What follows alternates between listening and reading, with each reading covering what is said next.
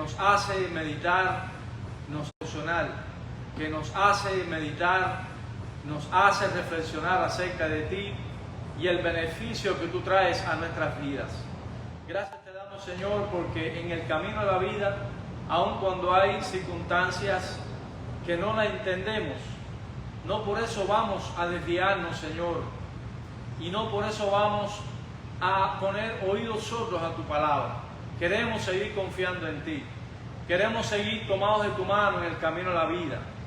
Y, Señor, cuando tomamos esa decisión, notamos que tú nunca nos dejaste, que tú siempre estuviste ahí a nuestro lado y en nuestros corazones, librándonos de tantas cosas que un día lo sabremos. Oramos dándote las gracias en tu nombre, Jesús. Amén. Queremos, hermanos, poner por título a esta palabra en este día la presencia maravillosa de Dios en nuestras vidas, o simplemente la presencia del Señor. Este es un tema que por años se ha predicado o se ha entendido por algunos, o en ocasiones se ha sugerido que la presencia de Dios solo está en aquel lugar donde los hijos de Dios se congregan, ya sea en un templo, ya el lugar donde se congreguen, no importa, pero se ha hecho tanto énfasis en el lugar que muchas veces las personas que comienzan nuevas, que no han tenido un estudio amplio de la Biblia, no tienen una mente clara de lo que este concepto significa. La presencia de Dios es uno de los aspectos que teológicamente hablando tienen una gran connotación en el conjunto total de las doctrinas fundamentales de la Biblia, porque tiene que ver con el concepto de omnipresencia. Sabemos que Dios está presente, ¿verdad? No hay nada que Él creó que esté fuera de su alcance, y aun cuando existe el pecado y aun cuando existe la maldad, aunque Dios no se hace partícipe de ella, nosotros tenemos un precedente bíblico cuando dice que el Señor descendió y dice que predicó allí a aquellos espíritus encarcelados, y la Biblia le llama a aquellos prisiones de oscuridad. Él fue y Él hizo presencia para testificar, para hablarle a aquellas almas que todo lo que sobre Él fue dicho era cierto, pero que no se hicieran la idea de que Él quedaría allí, porque si todo lo que de Él fue dicho era cierto, Él era el único que tenía el poder en sí para salir de aquel lugar.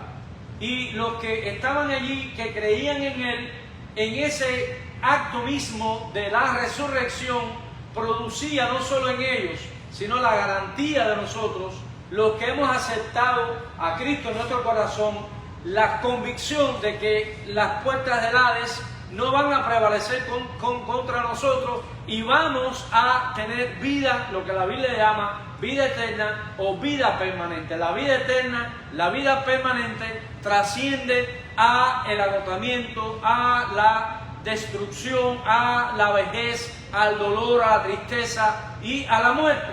Quiere decir que la presencia de Dios es más que suficiente para que nosotros estemos confiados, persuadidos de que nunca el Señor nos dejará huérfanos. Fue una palabra que Él dijo: yo me voy al Padre, pero no os dejaré huérfanos. O sea que la idea de su presencia es una idea continua, es una idea que va permaneciendo en la enseñanza de Jesús, en la enseñanza de los apóstoles, y se ha ido transmitiendo a lo largo de los siglos, y por esa razón la iglesia ha prevalecido hasta hoy, y nosotros hemos prevalecido hasta aquí, porque tenemos la convicción de que la presencia de Dios está con nosotros. ¿Y está dónde? En nosotros. Quiere decir que si la presencia de Dios no hubiese ido con nosotros, ya el proyecto de Dios se hubiera acabado. Recordamos la experiencia de aquel gran legislador de Israel, Moisés, allá en una situación muy difícil, cuando ellos estaban atravesando aquel desierto. Él hizo una oración a Dios, y él dijo: a esto está malo aquí, tenemos aquí enemigos por todos lados esperándonos, tenemos el desierto, tenemos las dificultades, con la que se vive en el desierto. ¿Alguno tiene aquí una idea de lo que es un desierto? Porque muchas veces nosotros estamos viviendo la vida y estamos atravesando desiertos donde decimos, Señor, ¿dónde tú estás? Y creemos que es ausencia de Dios y su presencia por las circunstancias. Las circunstancias, hermanos, no limitan ni hacen que la presencia de Dios se aleje de nosotros, porque Dios está, ¿dónde? En nosotros. Si tú tienes a Dios en tu mente, si yo tengo a Dios en mi corazón, ninguna circunstancia, ningún desierto, ninguna calamidad, ninguna situación, por muy difícil que sea, va a impedir que yo piense y disfrute de la presencia de Dios en mi corazón, en mi alma. Por eso cuando venimos al templo, yo no digo vengo a buscar la presencia de Dios. Yo vengo a adorar a Dios que está presente en mi vida y a mostrarle a los hermanos en un devocional, en un cántico, en una adoración, en una proclamación de la palabra, que ese Dios que está en mí produce en mí el anhelo, produce en mí el gozo, la alegría de poder tener una alabanza, de poder tener una expresión de gratitud. Eso es lo que hacemos en el templo. No hay muchas personas que van a una iglesia y dicen, ay, yo no sentí nada ahí. ¿Ustedes no han oído eso? Yo he conocido personas que hasta aún se han congregado con nosotros. Ay, yo no sentí nada. Entonces, van a un lugar por lo que sienten. Entonces, no me dice. No, ahora hay ¿cómo se llama? Una nueva modalidad que para tú sentirte bien tienes que rezarte. Tienes que sentir emociones muy fuertes. No, hermano. No es eso lo que venimos aquí a buscar. Nosotros venimos aquí a expresar lo que Dios ha hecho en nuestra mente y nuestro corazón. Y el compartir los hermanos unos con los otros, cada uno de nosotros, esa fe que se transforma en una fe de vibración, en una fe en la que mi experiencia junto con la tuya produce una empatía tal que hace visible la presencia de Dios.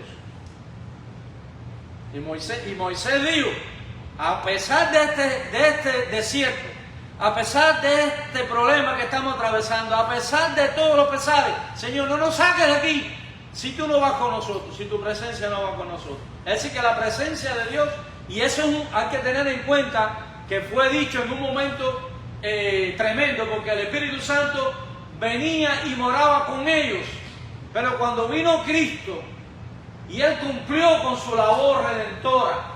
Y cuando ya Él cumplió, y en la cruz del Calvario, que vamos a ver en estos días, en esta semana de pasión, cuando Él dice consumado es, qué palabra tan bella, ya todo acabó, lo que tiene que ver con la redención del hombre. Él le dijo a sus discípulos, yo me voy, pero no os dejaré huérfanos. ¿Cuánto decimos amén? Amén. Yo os enviaré al Consolador, y Él no estará con vosotros, sino estará ¿dónde? En nosotros. Por eso el diablo no ha podido acabar con la vida de la iglesia.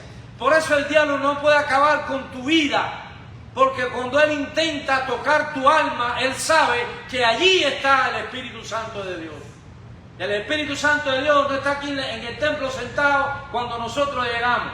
No se queda sentado cuando nosotros nos vamos, sino que el Espíritu Santo de Dios está contigo en la casa, aquí en el trabajo, donde quiera. Si tuviéramos eso más presente en nuestra mente y en nuestro corazón, nuestra convicción de fe y nuestro anhelo por la santidad estaría mucho más presente en nuestra mente. Y quisiéramos, Señor, vivir de tal manera que el altar de mi vida y mi corazón propicie que tu presencia sea más poderosa, porque en la medida que yo le doy a Él más de mi mente, le doy más de mi corazón, en la medida que yo no le protesto tanto y en la medida que yo no lo culpo a Él por las cosas que yo entiendo que me están pasando, que no quisiera que me pasen, y comenzamos a tener una bronca con Dios cuando Él no es el culpable. Y eso puede, como dice la palabra, entristecer, contristar al Espíritu. Eso inclusive dice Pablo que puede apagar el Espíritu. Pero el Señor nos libre en el día de hoy. Y que nunca ese interruptor lo usemos. Nunca apaguemos el Espíritu, ¿verdad? Nunca contristemos el Espíritu, sino seamos facilitadores para que el Espíritu Santo pueda tomar nuestra mente, pueda tomar nuestro corazón y a partir de ahí nuestras acciones entonces comiencen a ser las que a Dios le agrada y el mundo va a ver entonces que en mí está la presencia de Dios. Entonces el tema de la presencia de Dios es muy interesante. Debemos tenerlo en nuestro corazón. Dios está por encima de la creación. Él está por encima de la creación universal. En su morada, en su presencia no habita el pecado. Y en la medida que nosotros, hermanos, vamos, porque tuve en estos días una conversación con un hermano y nos ayudó. Estaba realmente Satanás en el cielo donde habita Dios en su morada. Cuando aquella reunión allí en el libro de Job, la palabra del Señor nos habla sobre aquella experiencia en Job, capítulo 1, versículo 6. Rapidito, ustedes van a ver lo que Job, capítulo 1, versículo 6. Algunas veces hay personas que creen que Satanás estaba en la presencia de Dios. La Biblia dice, a Dios nadie le vio jamás. ¿Hasta qué magnitud tiene ese versículo? Cuando dice, a Dios nadie le vio jamás, ¿qué quiere decir eso? Que nadie lo ha visto. La majestuosidad,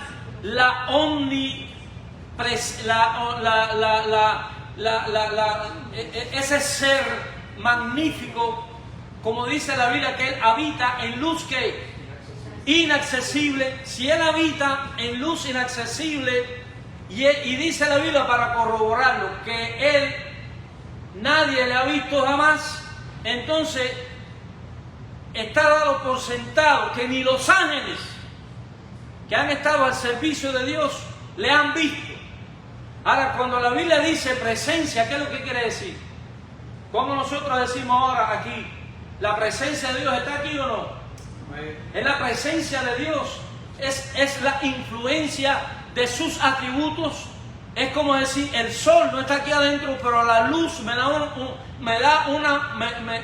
manifiesta que existe un astro de donde viene esa luz. Las bendiciones de Dios son una manera en la que Él se expresa su presencia. Todos los beneficios de Dios es una manifestación de su presencia. ¿Quieren un ejemplo más sencillo todavía? Dice que cuando Pablo iba camino a Damasco, ¿qué dice la palabra? Iba a cortar la cabeza a los cristianos. Dice que llegando a Damasco se tropezó ¿con quién? Con el Señor. Pero ¿cómo era el Señor? Dice que era una luz.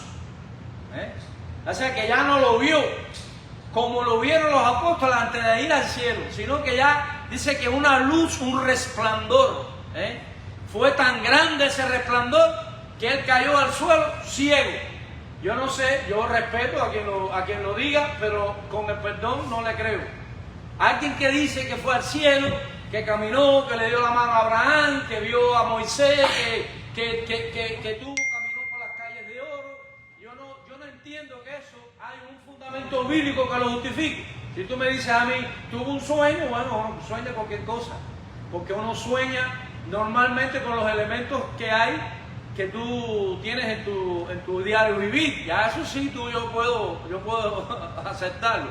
Pero personas que dicen, yo estuve en la presencia de Dios y con la mala idea de que tú tienes que creer lo que yo digo, porque yo dije que fui a la presencia de Dios y que Dios habló conmigo, y yo estoy usando esa argumentación para convencerte de que lo que yo digo es lo que tú tienes que creer. Eso es mentira, y eso lo aborrece Dios. Las descripciones que hacen la gente del cielo son falsas, porque totalmente. El apóstol Pablo dijo que el hombre que él conoce que fue, que no sabe si fue en el espíritu o no fue, dice que lo que vio no le es dado. O sea, no hay allí algo que el lenguaje humano no pueda describir lo que hay.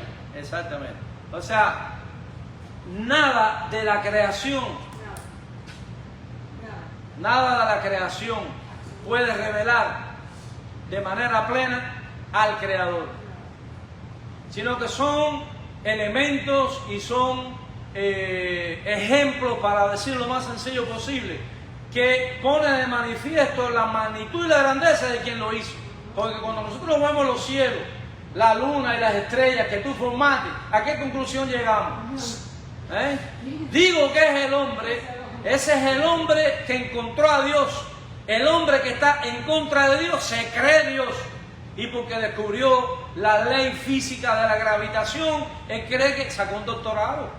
No sé, ¿quién fue que te la manzana y se cayó? Sí, pero ese ¿Quién hombre fue? es humilde, Entonces, porque ese sí dijo que era sí, Dios. sí. Ajá. Entonces, ¿cuántos que han descubierto leyes, verdad? Y todos los científicos han hecho cátedra de las leyes físicas con las que Dios no solo creó, sino sustenta el universo, porque dice Pablo a los colosenses que Jesucristo es el creador, y la palabra que sigue, ¿cuál es? El creador y sustentador. O sea que no solo es que Él creó, sino que Él sustenta a través de las leyes para que lo que Él creó funcione acorde a su voluntad. Y al final Él puede acuñar la palabra que dice, y dijo Dios, y fue hecho, y bueno. Y fue bueno. Y vio cuando Dios chequeó el proyecto. Y Dios vio el plano. Y Dios todo lo que en su poder, en su inteligencia, en su capacidad divina e ilimitada hizo y dijo. Al final le dijo, aquí todo está perfecto. Por eso ese principio con la creación es el principio que debemos tener nosotros como cristianos y guiarnos exactamente por el plan original que es la palabra de Dios, que creyéndola, que entendiéndola podemos vivir por ella y disfrutar de la presencia de ese Dios que lo acondicionó todo para que podamos disfrutar de esa inteligencia ilimitada a nuestro favor. ¿Qué soy yo? Dijo David. Podemos decir amén, ¿verdad? Amén. Digo, ¿qué es el hombre para que te acuerdes de él? Ni el hijo del hombre para que lo visite. Y Dios se hizo el hijo del hombre. Eso derrite nuestro corazón, ¿verdad? Ese Dios, Cristo, que es esa magnitud, que nadie puede llegar allá. Él se quitó, se despojó de chaleco y se hizo su gloria y se hizo hombre.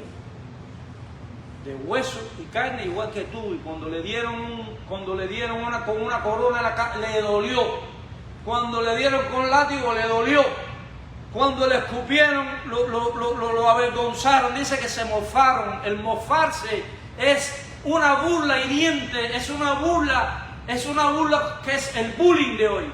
No simplemente una burla, sino es una burla que infiere dolor, que infiere malestar. Todo eso Cristo lo sufrió por ti y por mí, para que hoy aún más pudiéramos tener su presencia por el Espíritu Santo en nuestra mente y nuestro corazón. ¿Hemos venido aquí a buscar la presencia de Dios o hemos venido con la presencia de Dios en nuestro corazón? Si no tenemos la presencia de nuestro corazón, vamos a orar ahora y vamos a decirle: Señor, creo que tu palabra es verdadera. Señor, creo que tu palabra dice la verdad. Tú me has convencido, tú me has persuadido, que me has traído aquí por tu gracia, por tu misericordia, como es ese Dios que hizo todas esas constelaciones y que no se alinean para mi favor. Los astros no tienen que alinearse. Dios como Dios los alineó ya, ¿entiendes? Y Él es la estrella resplandeciente de la mañana. Y Él vino para ofrecerte todo el bien que tú y yo no somos capaces de imaginar. Pero por la fe, yo sé que Dios está aquí. Yo sé, ¿por qué nosotros podemos decir? Yo sé que Dios está aquí, la presencia de Dios está aquí. ¿Por qué lo podemos decir? Porque tú la tienes. Porque la tiene Martín, Alfredo, porque la tiene a Magali, Humberto, porque la tenemos aquí, ¿cómo se llama? José y su esposa, y todos aquí tenemos esa gran bendición de que si Dios está aquí, está entre nosotros y la presencia de Dios está aquí. Pero si no estamos aquí nosotros, aquí, esto se rige por las leyes que Dios estableció. Cristo no viene para salvar un mango. Siempre lo decimos. Cristo no viene para salvar los puercos. Ellos no saben los puercos no saben que son puercos. Los únicos que tienen conciencia de lo que somos nosotros, porque el Espíritu Santo de Dios nos diseñó con esa personalidad, que podemos tener inteligencia para entender de quién vinimos, qué es lo que somos y hacia dónde vamos. ¿Puedo decir amén, verdad? Entonces, hermano, la presencia de Dios es algo maravilloso. Dice, ¿quién habitará en tu presencia? ¿Sino quién? El limpio de manos y puro de corazón. Aunque Él tiene acceso y su presencia como Dios todopoderoso y como ese Dios omnisciente, a Él no se le escapa nada. Inclusive dice la Biblia que yo tengo que ser humilde, tenemos que ser sencillos. ¿Qué ustedes piensan cuando dice la Biblia que ante tu pensamiento venga y Él sabe lo que tú vas a pensar? Eso es tremendo, ¿verdad? A veces nosotros decimos, no, yo no le dije nada, pero lo que tenía aquí era un misil de esos que están tirando por allá para arrebatar, para abaratar al hermano. No, hermanos, vivamos una vida que sintamos que la presencia de Dios moldea nuestra mente, nos da paz en la guerra, nos da fuerza en la debilidad. Dice la palabra que nos rejuvenece como el águila, nos da fuerza como el búfalo. Tenemos en Dios todo lo que necesitamos. Amén. Así es. Bendito sea su nombre. Entonces, hermano, la presencia de Dios, no venimos a buscar ni a hacer nada para que la presencia de Dios esté. No, dice el Señor recomendándole a sus discípulos: usted entre a un saloncito aparte, deje el espectáculo y deje para sentirse la gente erizada y para que la gente se sienta, ay, qué bonito tu hueso, como lloré. Oye, eso estuvo que me emocionó. La gente llora emocionada cuando ve una película de un ladrón matando a otro, de un delincuente matando a otro, se emocionan con las cosas malas. Eso no toca el corazón de Dios. Dice, vete ahí tranquilito, cierra la puerta y ponte a orar.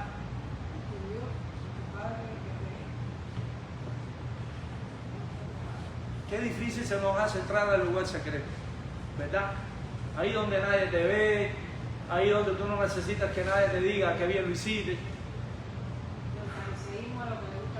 Exacto. No estamos en un juego de fútbol, en un lugarcito secreto. Ahí dice, y tu Padre que te ve en secreto, gloria a Dios. Esa es la presencia de Dios en tu vida. ¿Cuánto queremos y añoramos la presencia de Dios? Amén. Amén.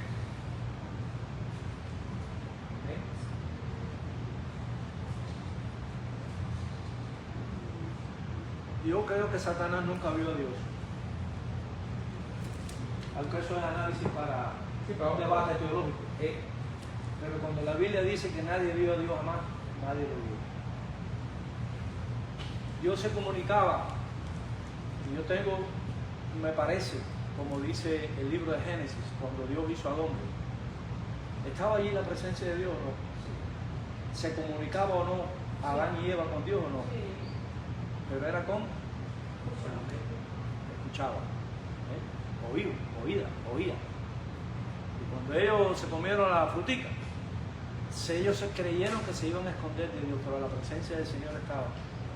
No hay nada en lo que Dios hizo en lo que Dios no tenga acceso a ello. Dice, ¿dónde tú estás? Dice es que la mujer que tú me diste me embarcó. Entonces, ¿cuántos hombres aquí pueden decir lo mismo? No, ninguno dijo amén. Menos más, José, nadie dijo amén. ¿En serio? Yo no lo conté. La mujer entonces digo, la serpiente. Y entonces, un échate culpa tú, entonces, pero estaba allí la presencia de Dios, ¿no? Entonces, cuando dice la Biblia que a Dios nadie lo vio jamás, incluye a Satanás y los ángeles. Ellos vivían en el cielo, pero sería el cielo donde está Dios. Dice aquí en el libro de Job 1, un día vinieron a presentarse delante de Jehová los hijos de Dios, entre los cuales también vino Satanás. ¿Usted cree que Satanás puede estar en la presencia de la morada de Dios? Pero hermano, para no extendernos más, porque esto es tema para otro tiempo. Yo pienso que cuando la Biblia habla, en Pablo a los Filipenses dice, prosigo a la meta. Yo creo que Filipenses 3, 4 Julio, mira a ver si me lo encuentra ese versículo. Dice, y prosigo la meta. Yo creo que capítulo 3 de Filipenses. Al premio del supremo llamamiento de Cristo. Por eso yo prosigo a la meta, al premio. ¿Cuál es el premio? Yo analizando en estos días y pensé, 3:14. Ajá. y prosigo la meta al premio del supremo llamamiento de Dios en Cristo Jesús. Es decir, que dice el pasaje que leímos ahorita, que en Cristo estamos sentados, ¿dónde? En los lugares celestiales. La fe que hace posible que mi alma sea salva, el mayor premio será ver lo que nadie ha visto. Ver a Dios el Padre, ver la Trinidad, ver la divinidad, ver al Espíritu Santo. Vamos a estar presentes ahí. Eso no te llena de regocijo. Usted no ve el proceso que va a existir según el Nuevo Testamento. Dice que cuando Cristo venga, unos serán transformados. Los que estemos vivos, yo quisiera que el Señor viniera ya. Pero dice que si el que está muerto, si estuviésemos muertos, dice que será resucitado y seremos transformados. Pero también que dice otra palabra que habla sobre eso, y seremos glorificados. Es decir, que si nosotros no somos glorificados para estar en la gloria, no estaremos allí. Quiere decir que el mayor premio, para mí el premio, el plus, así, va a ser estar allá en la presencia del Padre. Porque ahora por la fe estamos sentados en el trono con Cristo, por la fe. Así que estamos sentados juntamente con Él. Hermanos, cuántas cosas bellas nos quedan, cuántas cosas maravillosas tiene Dios preparada para nosotros, cuántas cosas maravillosas. El privilegio de los redimidos es mayor que el de todos. El privilegio de los redimidos. ¿Tú eres redimido? Nosotros somos redimidos aquí. Creemos que Jesucristo nos redimió. Sentimos que la presencia del Señor nos confirma que la obra que Él hizo en la cruz es verdadera. Amén. Amén. Quiere decir que ni los hombres que no creyeron, ni los ángeles que no creyeron, tienen el beneficio que tenemos nosotros. El privilegio de los redimidos es mayor que el de los ángeles. Cristo no murió por los ángeles. Cristo no resucitó por los ángeles. Cristo no vendrá por los ángeles. Cristo vendrá por sus redimidos. ¿Puedo decir amén? Así que el privilegio que tenemos nosotros es tan extraordinario que no me importa el mundo, ni sus deseos, ni sus placeres. No me importa nada en el mundo que no sea Dios en mi corazón. ¿Habrá algo que se compare a eso? ¿Qué privilegio tan grande tenemos nosotros, amados hermanos? Esta es la esperanza y esta es la realidad más grande que vivirá la existencia misma en el mundo. Que nosotros, que éramos ¿qué cosa? Cristo vino, Cristo murió y Cristo resucitó y Cristo volverá por nosotros. Porque Él viene a recoger a aquellos en los cuales Él vive, en los cuales Él habita. ¿Estamos seguros en esta tarde? Que Dios habita en nuestro corazón. Entonces yo le invito a que se ponga en pie todos los que sentimos que Dios habita en nuestro corazón. Y ahora cuando salgamos de aquí, vamos a estar persuadidos que la presencia de Dios está en mi corazón. Ningún ángel, nada creado, nadie que fue creado ha visto a Dios. Ni ángeles, ni hombres, nadie. Todos han tenido el impacto de su presencia en las diferentes manifestaciones en cuanto a sus atributos referente a la función que cada cual iba a hacer a favor de ese llamado de Dios. Pero su esencia divina, su majestuosidad, en el Antiguo Testamento cuando decía que bajaba la Chequina era una nube. Y cuando el rey dice que murió el rey, ¿cómo se llama el rey? Y dice que el rey Usías, gracias hermana, dice que descendió y se llenó el templo de la gloria de Dios. Era como un humo que estremecía. ¿Cómo será Dios? No tenemos una idea de cómo es Dios. Pretender imaginarse a Dios y verlo como un viejo, con un señor mayor, con pelo blanco, eso es una manera muy ridícula de ver a Dios. Dios, la esencia de Dios no sabemos cómo es, pero es tan grande que transformó mi mente, transformó mi corazón y aún más me dio esperanza para un día por la fe verle por la eternidad. ¿Qué premio nos espera? Y yo no puedo dejar de leer este versículo. Ustedes saben que yo lo leo con frecuencia porque es un versículo que nos anima tanto, y con esto ya prometo terminar. En el capítulo 21 del libro de Apocalipsis dice: vi un cielo nuevo y una tierra nueva. Eso está dentro del compás de las bendiciones que Dios tiene para nosotros. Hermano, es tan grande y maravilloso lo que Dios tiene para tu vida y para la mía, además de lo que ya ha hecho, que uno puede vivir cantando cuando estamos siendo triturados. Hay gozo cuando estamos pasando el niar en bicicleta.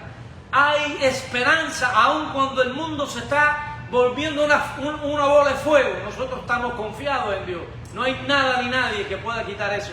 Porque aunque el mundo pase y la tierra pase, las palabras de Dios no pasarán. ¿Cuánto creemos eso? Amén. Y dice aquí la palabra: porque el primer cielo y la primera tierra pasaron, y el mar ya no existe más. Y yo, Juan, vi la santa ciudad, la nueva Jerusalén, descender del cielo de Dios, desde el cielo de Dios, dispuesta como una esposa ataviada para su marido. Y oí una gran voz del cielo que decía: he aquí el tabernáculo de Dios con los hombres, y Él morará con ellos, y Él será su pueblo, y Dios mismo estará con ellos como su Dios. Es la primera vez que hay una referencia directa de la consumación de los siglos en cuanto a la relación de Dios con los hombres. Dice aquí: y Dios mismo estará. Oye, yo solo espero ese día, como cantábamos ahorita. Bueno, no lo cantamos ahorita, lo vamos a cantar por el domingo que viene. Y dice aquí: enjugará Dios toda lágrima de los ojos de ellos. Y mire, no habrá más muerte, ni habrá más llanto, ni habrá más dolor, ni habrá más falta de trabajo, ni no nos alcanzará más el salario, ni no nos va a dar más pesadilla, porque al otro día nos van a sacar de la renta. Dice: y el que estaba sentado en el trono dijo: he aquí yo hago nuevas todas las cosas. Y me dijo: escribe, porque estas palabras son fieles y verdaderas. Y me dijo: hecho está. Yo soy el alfa y la omega, el principio y el fin. Al que tuviere sed, yo le daré gratuitamente de la fuente de agua de vida. El que venciere heredará todas las cosas, y yo seré su Dios y él será mi hijo.